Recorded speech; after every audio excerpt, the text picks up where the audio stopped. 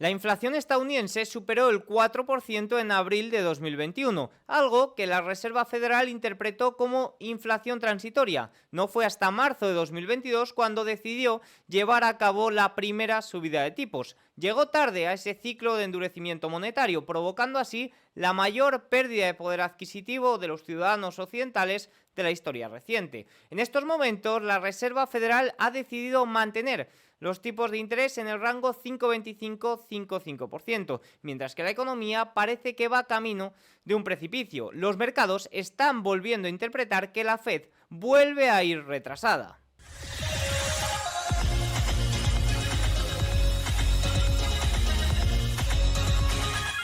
Muy buenas a todos y bienvenidos un día más al canal. Hoy es viernes 2 de agosto de 2024 y en este momento son las 21:40 hora en España, 15:40 horario en Nueva York. El día de hoy ha vuelto a pasar lo que ocurrió o la continuación de lo que ocurrió en el día de ayer. Hemos visto grandes liquidaciones en las bolsas. Hemos conocido un dato de empleo estadounidense bastante feo, que se suma al dato horroroso que vimos ayer del ISM manufacturero, lo que hace que los mercados vuelvan a descontar, o sí, estén descontando que la Reserva Federal vuelve a ir tarde. Ya fue tarde a ese ciclo de endurecimiento monetario, provocando la mayor pérdida de poder adquisitivo de los ciudadanos occidentales de la historia reciente, y vuelve a ir tarde ahora a la hora de llevar a cabo esta bajada de tipos, estas políticas expansivas, ¿no? ¿Qué consecuencias va a tener esto? El vídeo de hoy vamos a fundamentarlo sobre todo en cuatro puntos que ha sido lo que ha llevado a cabo estas grandes liquidaciones, este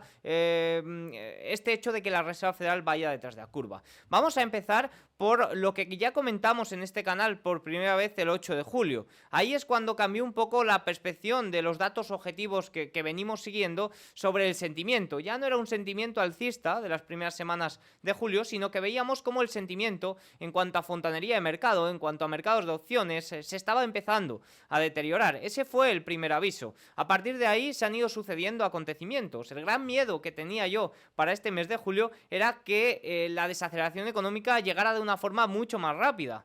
Y no me ha dado ni un día de agosto de tregua. Ya el mismo 1 de agosto se produjeron estos datos. Luego también tenemos el factor de Japón. Se está desmantelando ese carry trade, algo que está afectando también a las bolsas, en este caso estadounidenses o grandes tecnológicas. Vamos a ver el porqué. Y por último, los resultados empresariales. Nos hemos hartado a comentar por este canal que cuando las estimaciones, el posicionamiento y quizás también las valoraciones son un poquito altas, el riesgo de liquidaciones era muchísimo mayor que las sorpresas positivas ante ello. Bueno, pues para que hubiera unas sorpresas positivas necesitábamos unos resultados empresariales espectaculares. Habiendo pasado ya el gran peso de los resultados empresariales, podríamos decir que muy poquitas han sido las compañías que han presentado resultados espectaculares, y de las grandes magníficas prácticamente ninguna. Así que estos son los 4 puntos que vamos a tratar en detalle sobre las grandes liquidaciones liquidaciones que se están produciendo en el mercado. Y vamos a tratar de determinar a partir de aquí qué hay. A partir de aquí, ¿qué podemos hacer? ¿Qué está? ¿Se está rompiendo algo? ¿De verdad se está rompiendo algo? Así que nada, vamos con el vídeo.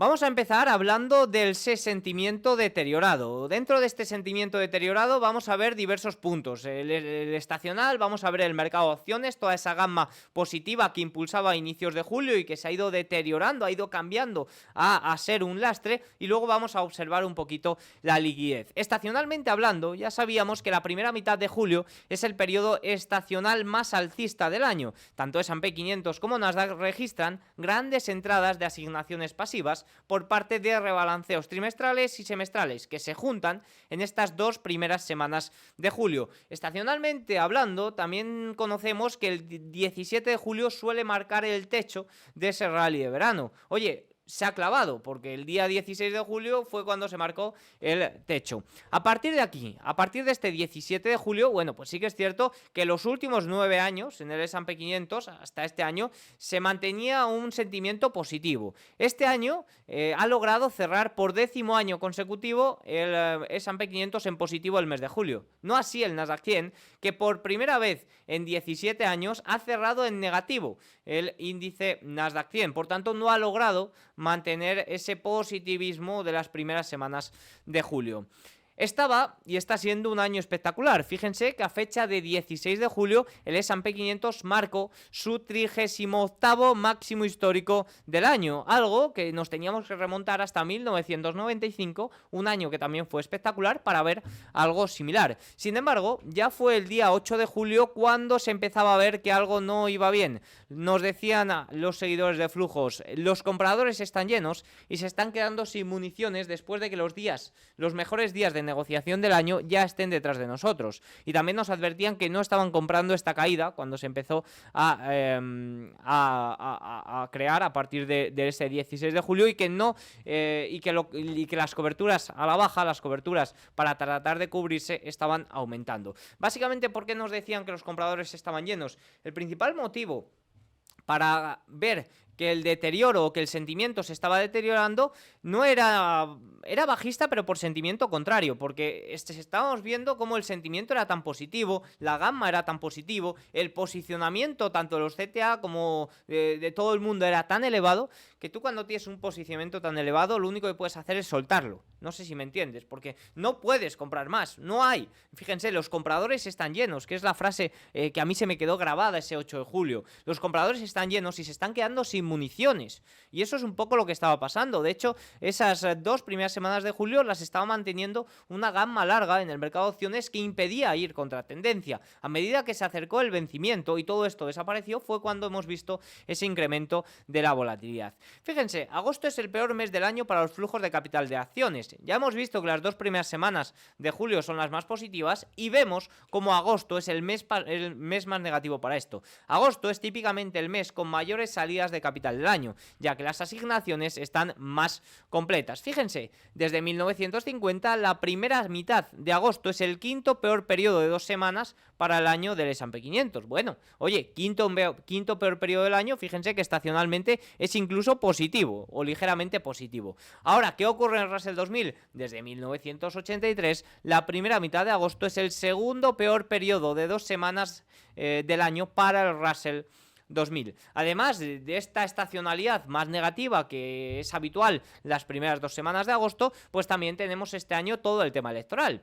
Todo el tema electoral lo que hace es añadir incertidumbre al mercado. Hoy gana Donald Trump, mañana gana Harris. Hoy ganan los demócratas, mañana los republicanos. Eso lo que provoca es que estacionalmente, cuando hay año electoral, desde julio suele haber cierta incertidumbre, suele haber un mercado más bien bajista lateral, un poco a la espera de qué ocurre en las elecciones de primeros de noviembre. Fíjense que si observamos el mercado de opciones, un mercado que cada vez tiene más importancia, observen cómo esta semana los volúmenes de opciones están negociándose en máximos históricos, aproximadamente 52 millones de contratos al día frente a los menos de 42 que mueve el efectivo. Por tanto, observar el mercado de opciones es algo fundamental en estos momentos, y si observamos el mercado de opciones tenemos que irnos a esa gamma. Fíjense que la gamma positiva que existía a principios de julio, con la que entramos en julio, fíjense que era niveles récord, nunca había sido una gamma larga tan positiva en el S&P 500. ¿Esto qué hacía? Esto impedía totalmente que se pudiera ir contra tendencia. Se necesitaba muchísimo dinero para mover el S&P 500 contra tendencia. Observen, por ejemplo, estas velas de inicios de julio que eran alcistas, que eran claramente alcistas y que no podían, tenían un rango de movimiento tan pequeño y apenas se podía ir contra ello. Pues esta gamma esto estaba provocado por esta gamma larga. ¿Qué ocurre? Bueno, pues que esta gamma larga, debido al vencimiento del tercer viernes de julio, los vencimientos cada vez están cogiendo más importancia, esta gamma fue desapareciendo y se fue convirtiendo en gamma larga. Tal fue así que Spot Gamma nos señalaba que el nivel pivote entre sentimiento positivo y sentimiento negativo para esta gamma era el 5.500. Por debajo de ese 5.500, los movimientos genuinos del mercado eran a la baja. Incluso se necesitaba unos datos muy fuertes para romper ese 5.500 5.500 al alza. Fíjense que aquí tenemos el 5.500. Hubo 2 días, tanto el jueves pasado como el viernes pasado, que se intentó romper ese 5.500 y no se pudo. Los movimientos genuinos del mercado, si no iban acompañados de un catalizador, no se podían romper. ¿Cuándo se rompió? El miércoles, cuando tuvimos la reacción a los resultados empresariales de Microsoft, cuando tuvimos la reacción a los resultados empresariales de Microsoft, ahí tuvimos ese pequeño salto, pero sin catalizadores era muy complicado ir contra esta gamma larga. Básicamente, a partir de aquí, todo se empezó a dificultar. Por debajo de este 5.500 no ocurrían buenas cosas. Aún así, el miércoles se logró superar, pero nos duró más bien poco. Otro punto en cuanto a fontanería de mercado que nos avisaba o que ha provocado también liquidaciones bastante grandes, en primer lugar, la liquidez neta de la Reserva Federal. Fíjense como la liquidez neta de la Reserva Federal desde la primera semana, desde la primera mitad de abril es negativa. Fíjense que fue alcista desde aproximadamente marzo de 2023 debido a este drenaje del repo inverso. El dinero que estaba aparcado debido a los excesos de la pandemia en la cuenta del repo inverso se iba devolviendo un poco a los mercados y esto hacía incrementar la liquidez incremental que ayudaba sobre todo a los activos de riesgo. Fíjense que el balance de la Reserva Federal sigue en tendencia bajista, no hemos vuelto al QE. Fíjense que sobre todo lo que lo último que se hizo fue una reducción de este QT, es decir, que cae, pero cae de una forma más lenta. Y ya con el drenaje de la cuenta repo en niveles mínimos, ya casi no se puede drenar más el QT a un presente, pues estamos viendo cómo aproximadamente desde esas semanas de abril la liquidez fue restrictiva. Y sí que es cierto que estábamos viendo un diferencial muy elevado entre el S&P 500 y esta liquidez, pero sí que es cierto también que, bueno, la liquidez neta de la Reserva Federal sobre todo iba más correlacionada con activos más de riesgo. Al final el S&P 500, Nasdaq tenían esa parte de tecnológicas que se habían diferenciado totalmente del riesgo. Si cogíamos el Russell 2000, sí que es cierto que había una correlación muy alta, una correlación que se rompió recientemente en la segunda mitad de julio y que ahora mismo, oye, si actualizamos este gráfico, volveríamos a estar casi igual, porque el Russell 2000 ha corregido gran parte de este movimiento al alza. Por tanto, veíamos como la liquidez neta de la Reserva Federal está siendo en estos momentos restrictiva, algo que desde marzo de 2023 había sido positivo. Después de esto, también tenemos como el miércoles pasado los CTA, los fondos seguidores de tendencia, fondos algorítmicos seguidores de tendencia, que son inversores no fundamentales. Les da igual que las empresas sean buenas, les da igual que los resultados de las empresas sean positivos. Ellos lo que quieren es posicionarse y ganar dinero. ¿Qué ocurre con esto? Pues que cuando tiene un posicionamiento tan elevado en el mercado, un posicionamiento que era 10 de 10, pues en caso de que ocurra alguna cosilla, lo único que pueden hacer es soltar, ¿no? Lo único que pueden hacer es quitarse este posicionamiento. Bueno, pues el miércoles 24 de julio ya se activó este primer umbral de venta, que estaba aproximadamente los 5.475 y fíjense que ya provocó una caída bastante considerable. Tras este primer umbral de venta, fíjense que se vendieron aproximadamente 30.000 millones de dólares. Tras activarse este primer nivel y los CTA estando tan posicionados, pues oye, para esta semana han llevado a cabo ventas incluso aunque el mercado hubiera subido. Fíjense que se esperaba ventas de 23.000 millones, 9.000 millones en el S&P 500 para un mercado plano. Si un mercado subía, iban a llevar a cabo ventas de 11.000 millones, 5.000 millones en el S&P 500. Y ojo, porque si se activaban mayores umbrales de ventas, se podían llevar a cabo hasta 51.000 millones. ¿Cuáles eran estos siguientes umbrales? Bueno, pues por debajo del 5.300. Por lo menos en el día de hoy se ha llegado a salvar.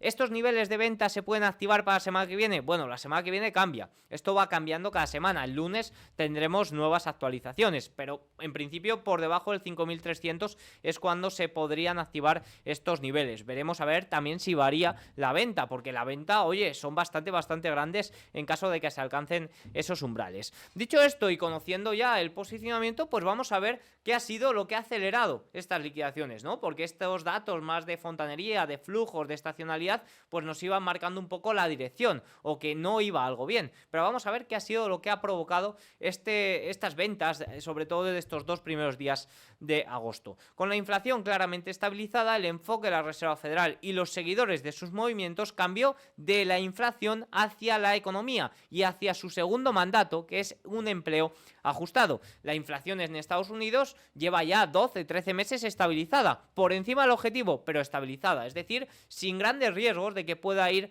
o pueda registrar unos saltos considerables en el tiempo. Al menos por ahora sigue siendo un alto riesgo que se mantenga elevada por encima del objetivo, pero bueno, está claramente estabilizada. Por tanto, el foco cambió a esa parte del empleo, que es también un mandato, el segundo mandato que tiene la Reserva Federal. Ya se venían dando ciertos avisos durante el último año, sobre todo en el dinamismo del mercado laboral. La gran pregunta era de si se trataba de una normalización después de los excesos de pandemia o de un enfriamiento grave. Los efectos de unos tipos en el 5,5% se amortiguaron bien debido a la liquidez incremental, estímulos fiscales y ayudas del Tesoro. Esto es otra, llevamos ya más de 12 meses con los tipos de interés en el 5,5%. Llevamos ya más de 2 años subiendo los tipos de interés en este ciclo de endurecimiento crediticio. Hay que decir que no ha tenido todos los efectos, es decir, hablábamos de que la recesión no se produjo en 2023 cuando se esperaba que se produjera. Muchos factores hubo por ahí, por ejemplo, el exceso de estímulos tanto fiscales como monetarios de la pandemia, que permitió a muchas compañías financiarse a tipos baratos y luego ganar dinero, lo que les hacía no depender de financiación constante. Tenemos también todo el tema de ayudas del Tesoro, como el Tesoro se ha demostrado que hace QE encubierta, es decir, que está llevando una política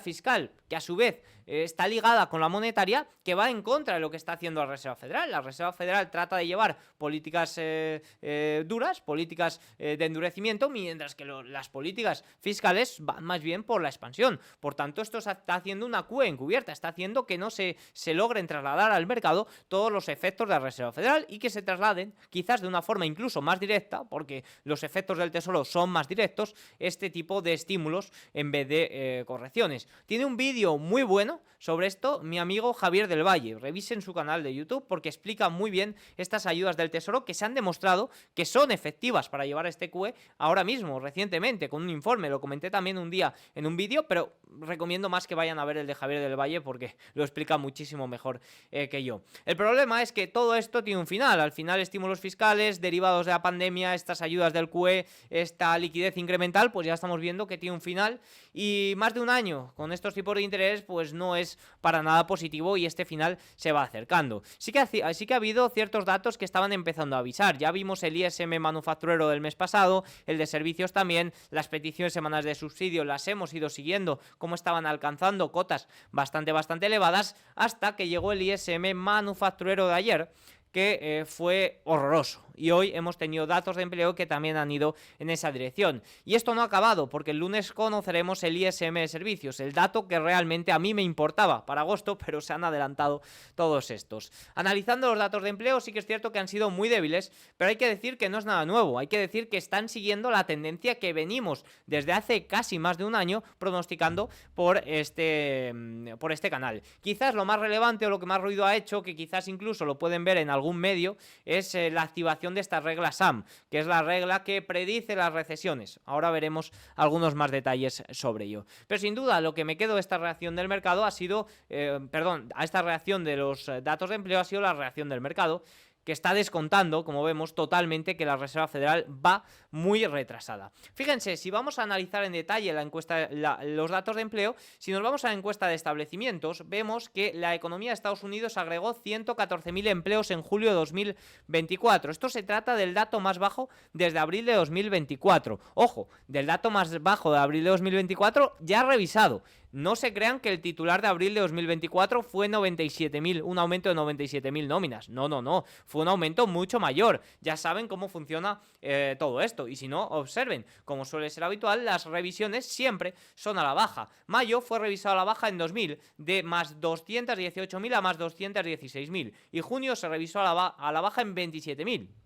De 206.000 a 179.000. ¿Cómo cambia la película, Y observen cómo cuando viene la revisión grande es en la segunda revisión, no en la primera. En la primera a veces incluso aumenta. Es en la segunda revisión, a los 2 meses, cuando ya te hacen la bajada total. Y provoca, pues, estas malinterpretaciones. Por ejemplo, es que si cogemos el titular de abril, no fue 97.000, fue superior al dato que hemos registrado este mes. Por segmentos, vemos como la salud agregó 55.000 puestos de trabajo, cifra muy similar al promedio. El empleo de construcción agregó 25.000, o ligeramente por encima del promedio. Transporte y almacenamiento más 14.000, servicio de mensajería 11.000 y almacenamiento y depósito 11.000.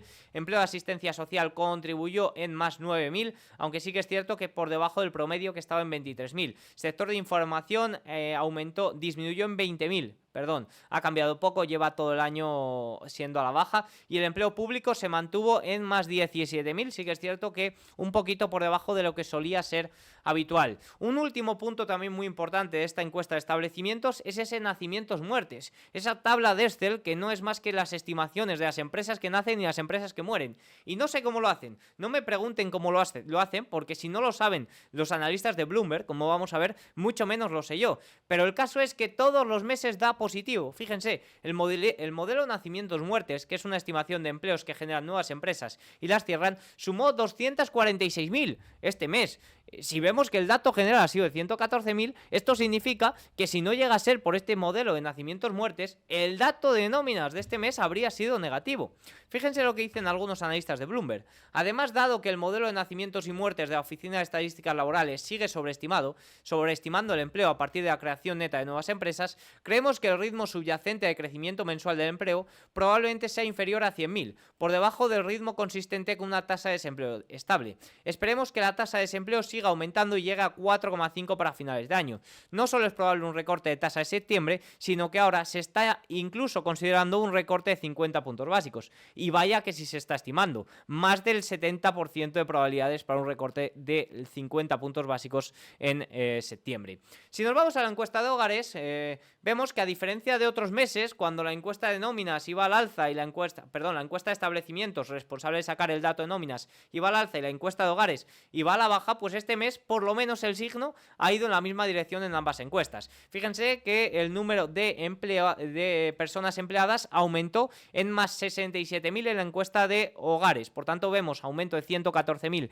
en encuesta de nóminas, aumento de 67.000 en encuesta de hogares. Esto sigue abriendo la brecha entre la encuesta de establecimientos y la encuesta de hogares hasta niveles récord. ¿Por qué se produce esta diferencia? Bueno, pues por varios puntos. Uno, que son encuestas diferentes, al final la encuesta de nóminas te mide cuántas nuevas nóminas se están creando, y en el punto 2, por el aumento de empleo a tiempo parcial, y evidentemente tú, si tienes 2 empleos, vas a contar como 2 veces en encuestas de nóminas. Esto creo que es algo importante, y de ahí está esa gran diferencia, porque el empleo que se está creando, prácticamente toda la totalidad del empleo es a tiempo parcial. De hecho, es que el empleo a tiempo completo se está destruyendo, y lo podemos ver con un ejemplo muy claro para este mes. Fíjense, voy a leer un extracto copiado del BLS, de la página web donde publican los datos de empleo. El número de personas que trabajan a tiempo parcial por razones económicas aumentó en 346.000 en julio hasta 4,6 millones. Y nos dice, estas personas que hubieran preferido trabajar a tiempo completo trabajarán a tiempo parcial porque se les había reducido el horario o no podían encontrar un trabajo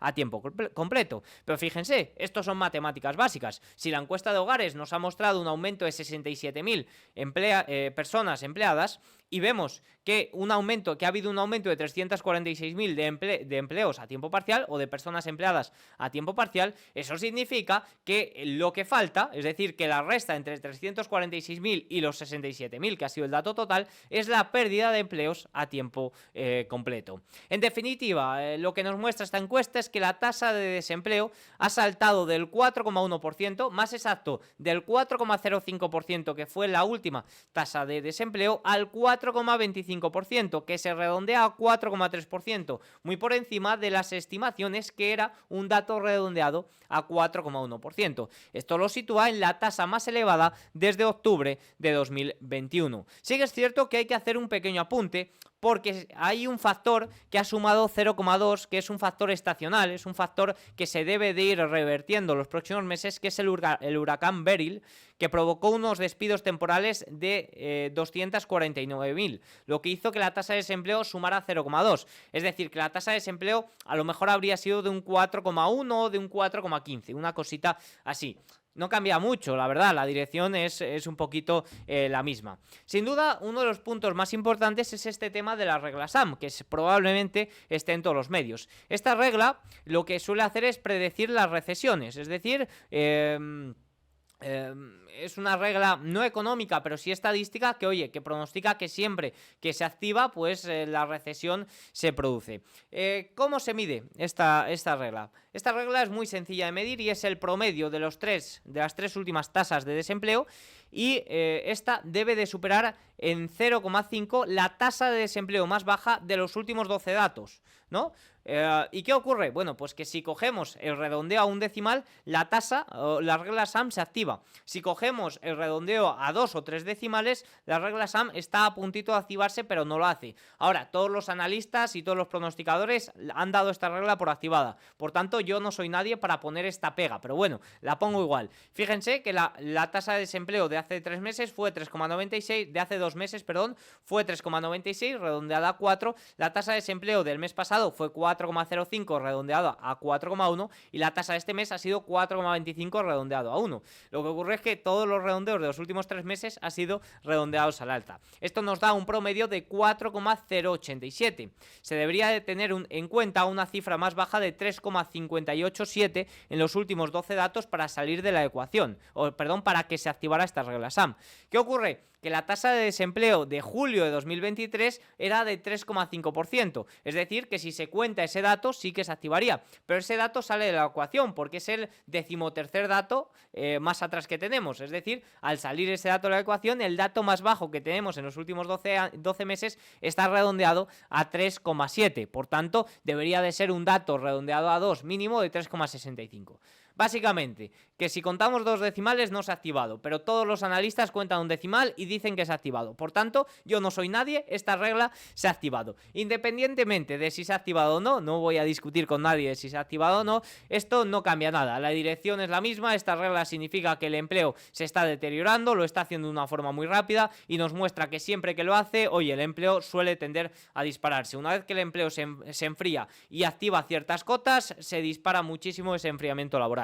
Y eso es lo más importante y con lo que os tenéis que quedar. Un punto también es que, como era de esperar, los salarios también se enfriaron más de lo esperado, y en julio el aumento mensual de los ingresos medios por hora fue de apenas un 0,2%, por debajo del 0,3% esperado y del 0,3% del mes pasado. En términos anuales, la tasa de crecimiento del 3,6% también estuvo por debajo de las expectativas del 3,7% y cayó desde un 3,8% revisado a la baja. Los datos de salarios fueron en la dirección de desinflación, lo cual, oye, también ayuda a ese acercamiento de bajadas de tipos. Un punto también fundamental que creo que debemos de tener en cuenta, sí que pienso que la desaceleración económica es el gran punto a favor, pero un punto a tener en cuenta para estas liquidaciones que se están viendo en el mercado es el gran riesgo o el efecto de riesgo del carry trade. Fíjense que el Nikkei japonés ha perdido en el día de hoy un 5,81%. Observen, el Nikkei japonés 5,81% ha caído a su nivel más bajo desde febrero de este mismo año. El índice Topix de Japón se hundió un 6,1%, su mayor caída desde 2016, completando una caída de 2 días del 9,2%, el mayor descenso de 2 días desde el tsunami de 2011. Una auténtica locura. Fíjense cómo el Nikkei japonés ha llevado a cabo su mayor caída desde esos días fatídicos de la pandemia. El increíble alza de los mercados bursátiles chinos, que llevó al Nikkei a alcanzar nuevos máximos después de 34 años, está claro que estaba siendo impulsado por las bajas tasas de Japón, es decir, por ese yen tremendamente debilitado. Ya veníamos hablando en las últimas semanas, sobre todo cuando estaba en máximos, que si el Banco de Japón se decidía a poner duro, incluso las primeras caídas ya vinieron con intervenciones por parte del Banco de Japón para tratar de fortalecer el yen. Un yen fortalecido no iba a beneficiar para nada al Nikkei japonés. Esto ha cambiado porque el Banco de Japón ha empezado a adoptar una postura más agresiva, subiendo los tipos y reduciendo las compras de bonos, lo que se está llevando por delante el carry trade. Ante unas políticas monetarias más restrictivas en Occidente, vamos a explicar un poco qué es este carry trade. Bueno, pues básicamente ante unas políticas monetarias restrictivas en todo Occidente, los fondos se financiaban a tipos mínimos en yenes para obtener rentabilidad en dólares. Básicamente carry trade es muy sencillo de comprender. Tú te vas a Japón a financiarte en yenes. ¿Por qué? Porque los tipos de interés están extremadamente bajos, incluso negativo. Y tú con ese dinero lo que vas a hacer es tratar de intentar buscar rentabilidad en dólares. ¿Por qué? Porque los tipos de interés están más elevados, tienes el mercado bursátil y demás. Por tanto, tanto, esto es el carry trade. ¿Qué ocurre? Bueno, cualquier problema en la dinámica del carry trade yen-dólar que conlleve reducción de este diferencial, es decir, que Japón suba los tipos de interés y Estados Unidos los baje, aunque no los ha bajado, se está descontando que los va a bajar, implicará que estos fondos tendrán que cerrar sus operaciones de riesgo. Básicamente, estos fondos que se han financiado de esta forma van a tener que cubrir esto para que no les conlleve pérdidas. Por tanto, van a tener que vender los activos del carry para cubrirse, como digo. La liquidación de posiciones, por tanto, conducirá a un efecto de segundo orden en los mercados. La mayoría de fondos de cobertura estadounidenses toman dinero prestado en Japón y compran acciones tecnológicas estadounidenses. Básicamente, este diferencial con el que se habían financiado se reduce, tienen que cubrirlo y para eso tienen que deshacerse de ciertas posiciones. Muy sencillo, creo que es muy sencillo de comprender y es un efecto también de segundo grado en estas liquidaciones que se están produciendo. Ya saben que cuando todo pinta mal, se junta todo para que todo vaya en esa dirección. Y por último, un punto también fundamental que creo que ha sido clave para estas liquidaciones es que los resultados empresariales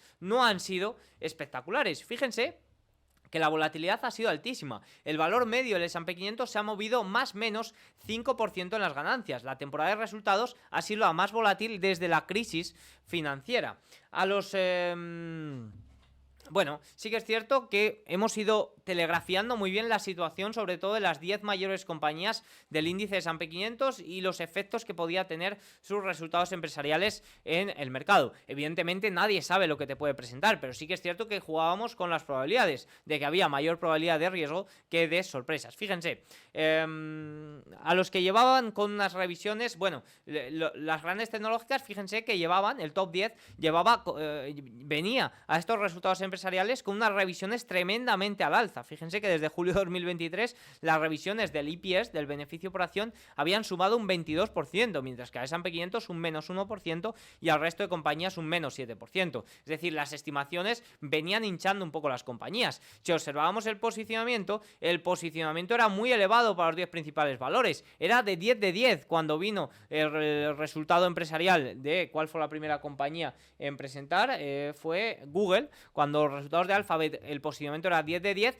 sí que es cierto que tras esas liquidaciones se fue situando en un 8 de 10, pero no hemos visto ninguna compañía que haya tenido un posicionamiento antes de resultados de las grandes por debajo de 8 de 10, es decir, un posicionamiento muy elevado que lo que hacía, fíjense, la posición sistemática está elevada, un aumento en la volatilidad y fallos en los pesos de capitalización de mercado altamente posicionados pueden obligar a los vendedores no fundamentales a reducir el riesgo. Esto es lo que se ha producido. No vende el que tiene un análisis a 10 años y le da igual lo que haga el valor ahora. Vende el que es el que está posicionado para especular. Los CTAs, los algoritmos. Y hay que comprender que esto es algo que está dominando el mercado en estos momentos. Lo que no suele ser muy amigo de sorpresas positivas, a menos que los resultados sean espectaculares. Unas estimaciones, un posicionamiento y una valoración realmente elevados son el peor amigo de unos resultados empresariales. ¿Por qué? Porque el riesgo de liquidaciones es mucho mayor a las sorpresas positivas en caso de que haya resultados buenos. De hecho, quizás unos resultados espectaculares lo único que habrían hecho sería provocar un ligero alza, simplemente a lo que un ligero fallo. Fíjense que por ejemplo Alphabet simplemente falló el cloud y ahí todavía no había datos macro, simplemente falló el cloud y la liquidación fue masiva simplemente por ese hecho. Por tanto, yo creo que todo esto, sentimiento de mercado, hemos visto desaceleración económica, cómo se desmantela este carry trade y estos resultados empresariales son claves para comprender esta liquidación y los efectos que esto está teniendo sobre el mercado. Fíjense que tras estos débiles datos, los mercados descuentan con fuerza que la Reserva Federal está detrás de la curva. Las probabilidades de una bajada de 50 puntos básicos en septiembre son ahora del 75%, no me lo invento. Fíjense que ahora mismo la mayor probabilidad es que se esté descontando 100 puntos básicos para este mismo año 2024. ¿Cómo cambia la narrativa de rápido? Dos datos económicos pueden cambiar todo. Los rendimientos se desplomaron totalmente, tanto el tramo corto como el largo, especialmente el corto, con el rendimiento a 2 años cayendo por debajo del 4%. Esto lo sitúa en mínimos de mayo de 2023. Aunque el largo plazo, no tan influido por los movimientos de tipos, también acompañó, la situación de, por ejemplo, el TLT, el ETF de bonos del Tesoro a 20 años, que hemos comentado mucho en este canal, sobre todo porque, oye, aunque en el tramo largo no influya tanto estos tipos de interés, se va a ver arrastrado. Pues fíjense como en el día de hoy ha llegado a subir hasta el nivel de 98, es decir, un rendimiento muy positivo. Sinceramente creo que esta era la gran oportunidad que nos estaba brindando el año 2024. Fíjense, en cuanto a la reacción de las bolsas, fue mala en general, se salvan defensivos y real estate. Fíjense que si lo vamos a ver ahora mismo, en directo, vamos a ver ya tras el cierre de mercado, vemos como el día ha sido muy negativo en general. Fíjense que incluso Apple, que estaba siendo positivo, cae un 0,42. Microsoft, Nvidia, Intel también, que ha presentado resultados horrorosos. Fíjense que cae un 26%.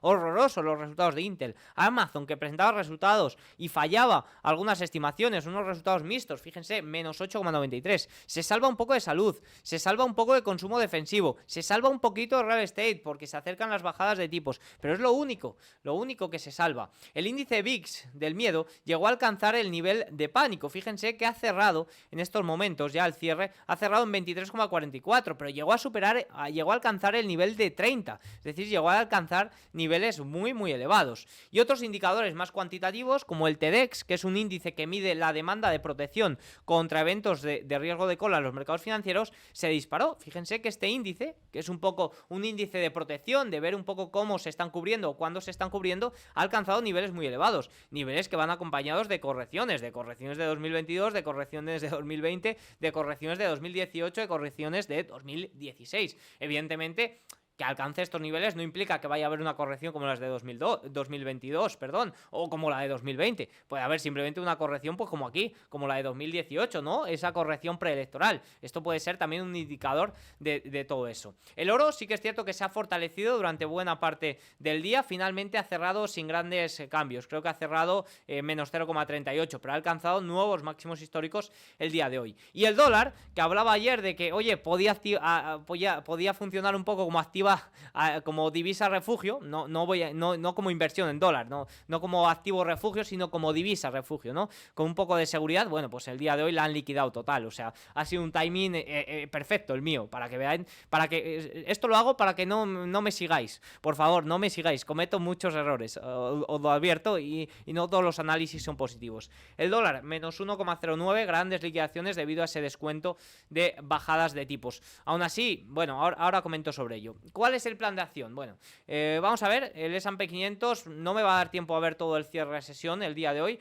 pero fíjense cómo el S&P 500 ha cerrado en menos 1,84, rechazando muy bien este nivel de 5.300. Es un nivel clave, a nivel cuantitativo, un nivel clave. De momento lo está rechazando, por tanto, por ese lado, bastante bien. ¿Cuál es el plan de acción en este momento? Yo creo que deberíamos de preguntarnos si se está rompiendo algo. De momento, oye, hace escasos días conocimos un dato de crecimiento económico del 2,8% de Producto Interior Bruto. Es decir, se está deteriorando todo ahora de una forma mucho más rápida. Hay que usar un poco el barómetro y ver, oye, ¿se está rompiendo realmente algo más en el mercado? Bueno, pues de momento no. Sí que es cierto que hay muchos factores en contra. Los hemos enumerado todos en este vídeo, pero de momento no se está rompiendo nada. No se ha roto del todo. Fíjense como el S&P 500 podríamos tener un pánico superior, pero ahora mismo simplemente está un 5,63% abajo. Hace nada, bueno, la clave es calibrar muy bien si se puede mantener la desaceleración sin un aterrizaje duro. De eso va a depender el desarrollo de las bolsas, eso es lo fundamental, a calibrar un poquito, porque fíjense esta imagen, el rendimiento del S&P 500 cuando no hay recesión, tras la primera bajada de tipos, y cuando hay recesión. Este es el punto más clave. Y sobre oportunidades, bueno, pues un poquito lo que decía en el día de ayer. Yo hablaba de la divisa como valor refugio, yo hablaba del dólar como divisa refugio. Evidentemente estamos viendo cómo he fallado, no se está comportando así. Me poníais en un comentario ayer del franco suizo. Pues oye, mejor opción que el dólar si quieres comprar divisa. Yo con el dólar, ¿cuál es mi idea? Mi idea es no cubrir la cartera, porque pienso que a medio y largo plazo el dólar va a ser mucho más fuerte que el euro. Aunque, oye, los próximos meses quizás debido a este ciclo de bajadas de tipos se debilita, pero pienso que el dólar a medio y largo plazo va a seguir siendo más fuerte que el euro, repito, porque es un poco con lo que yo opero. Esa es mi mi idea con divisa refugio, dentro de las mías. Evidentemente, comprar dólar para refugio, no. Mi activo refugio por excelencia es el oro. Fíjense que bonos y oro eran las dos grandes, de las tres oportunidades que veía para este 2024, eran las dos que en este momento o que ante este escenario se están comportando bastante bien. Ya hemos visto el TLT con un salto muy fuerte. ¿Es buena oportunidad el TLT en estos momentos? Cuidado con el tramo largo, quizás me iría más al tramo corto y ojo porque no perseguiría ni mucho menos precios, cuidado con incorporarse a estos movimientos que te ponen en un riesgo más que beneficio quizás, y luego el oro, que bueno, pues sí que es cierto, nuevos máximos históricos, lo está haciendo muy bien. Y la tercera oportunidad era las pequeñas compañías. ¿Qué ocurre con las pequeñas compañías? Fíjense como en el día de hoy han corregido prácticamente todo lo ganado durante el año, casi vuelven de nuevo a este terreno. Han caído un 8% en 2 sesiones. Esa rotación se ha ido de madre. Sinceramente, yo tengo pocas dudas de que a un año vista el Russell 2000 va a estar más arriba, porque ese ciclo de bajadas de tipos va a beneficiar especialmente a estas pequeñas compañías. Ahora, también estoy muy seguro y no tengo ninguna duda de que datos económicos débiles, como lo estamos viendo, y esto no es algo que comente ahora, esto ya lo he comentado anteriormente, no van a traer nada bueno para el Russell 2000 y lo estamos viendo. ¿Es posible que el Russell 2000 vuelva a terreno lateral? Totalmente posible. Quizás han descontado más este periodo difícil que las grandes tecnológicas. Quizás ahí sí que puede haber mayores correcciones con hasta lecciones. Las pequeñas pueden volver a este rango lateral. Totalmente. Creo que ese es el escenario más claro. Y creo que a partir de ahí, sí que es cierto, veremos, a ver, habrá que calibrar este deterioro económico, pero a partir de aquí, pues sí que es cierto que veremos si este ciclo de bajadas de tipos, en qué momento impulsa a las pequeñas compañías, porque no es lo mismo que haya recesión a que no. Por tanto, por ahí está un poco la clave. No me da tiempo a hacer el cierre de sesión yendo a visitar gráficos de una forma un poco más precisa, lo dejo para este fin de semana, pero sí que es cierto que siempre me despido diciendo, ¿tienen todos los datos? Hoy no tenemos todos los datos, falta el lunes, falta el dato de ISM Servicios, que para mí es el más importante. Y hasta entonces siento decirles que no puedo dar más detalles, no sé lo que va a pasar. Estamos todavía en este periodo de volatilidad de datos macros hasta el lunes, datos macro fundamentales. Veremos a ver qué sale el lunes. Sí que es cierto que con las grandes liquidaciones, con los datos tan débiles que hemos visto tanto ayer como hoy, bueno, pues oye, un dato de ISM malo, que no salga muy malo, pues quizá incluso puede ser positivo. Pero no tenemos todos los datos a fecha de hoy. Así que nada, tienen todos los datos, pero no tienen todos los datos. No sé si me entienden. Espero que les haya gustado el vídeo. Si es así, déjenmelo saber háganmelo saber, con un like, un comentario y nos vemos el domingo. Chao, descansen. Ha sido una semana dura.